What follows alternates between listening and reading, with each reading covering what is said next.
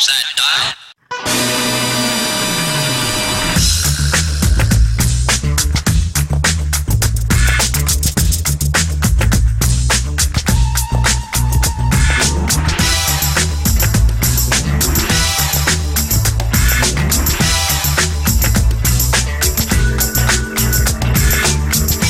Garrett J. White, the authentic entrepreneur, coming at you real, coming at you raw, and coming at you relevant. And this, my friends, is a business breakthrough. Today we're talking about branding. Now, branding itself is a crucial conversation. My friend Nick Nanton, who wrote the book, The Celebrity Branding or Celebrity Branding You, he said the following. He said, brand or die, sucker. Now, what exactly does that mean? Well, in today's marketplace, you've got to have a personal brand. Personal brand is the message that you send to the marketplace. In my experience, your personal brand really deals with two distinct ideas. And then underneath that are 7 ways to go about building that. The first idea is, what is the problem that you stand to solve? So your personal brand is about solving a particular problem for a particular group of people. Get it? Now, the other side of your personal brand is looking at the stand that you're taking in solving that problem, right? How passionate are you going to take it? How are you going to stand to do it? How are you going to create it? And here's what I found in the marketplace when it comes to personal branding. If your personal brand is weak, the people you attack are typically what? Pretty weak. If your personal brand is intense, guess the kind of people you bring into your tribe? The people who are intense. So personal branding itself is a conversation, is solving particular problems for particular people, and in that space of solving those particular problems for particular people and taking a stand in how you go about doing it, that there are 7 key characteristics that exist underneath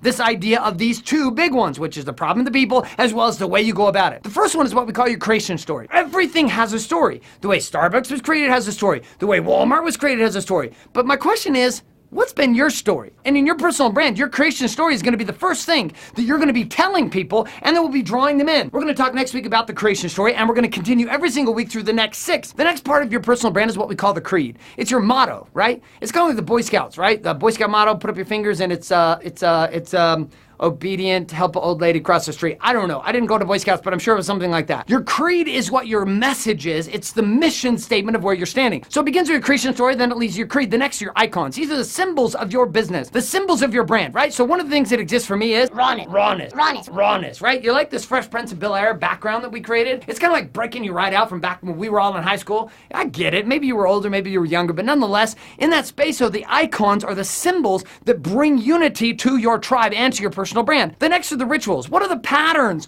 within your personal brand? How are you distributing weekly, daily, monthly to your tribe in order to bring a message into your brand? When we look at the patterns here in Pay to Play Academy, we've got the TV show, the radio show, the movies, we've got daily download, we've got all kinds of content online, the raw gear videos online. We've got all kinds of things in which our student base and the people within Pay to Play Academy and within the brand of Garrett J. White, the authentic entrepreneur, they're getting an opportunity to do the same things every single week in rituals. The next aspect of your personal brand is going to be the non-believers, the people who flat out say, you suck, don't like you, don't like your message, don't like what you're up to. President Barack Obama, when he got elected into the presidency, there was a whole piece of this country, it was like, and there was a whole piece of the country, it was like, we're all going to hell. It was amazing to watch how it happened, right? But in order for President Barack Obama to take the stand that he took, he needed to have people who said you suck. Without people who say you suck, you really don't have anything to stand on. So your stand comes off your suckness. Got it? Which is a requirement of having your non-believers and being clear about who they are. The second to last one is what we call the sacred words. What are the words that you use in your personal brand that would link people and places and experiences to who you are? For example, here we love to use the word tribe. We love to use the word sole purpose. We love the word heretic.